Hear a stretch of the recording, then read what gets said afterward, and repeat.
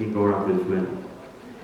Garaiatan Josefik informazio familiari helarazi zion, eta bera hila horretik ere, lau bosturte lehenago elkarrizketa bat egin zioten Aiaraldea, aldizkarian, eta han ere kontatu zuen.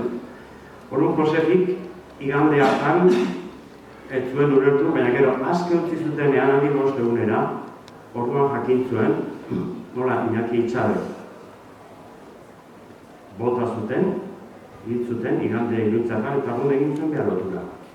Eta Josefik gaina, Zeuzkoan kuarteleko bi gora zibil errekonozituta edo, identifikatu Zeuzkoan, bata Hidalgo kapitaina, oso formatua zena eta jende asko ezagutzen zuena.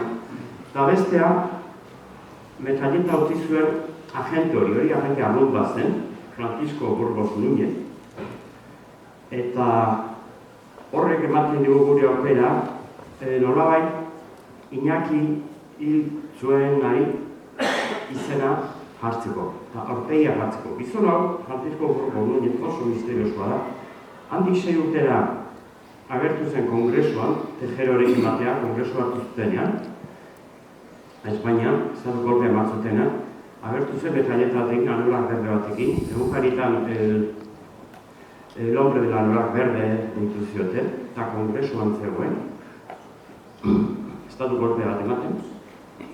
Horren ondoren, Guardia Zibila, epaiari izan zion gizonura ondo tratatzeko, respetuz tratatzeko, azkenean ez zuten epaitu ere egin, ez zuen kondenari bete, eta desagertu zen.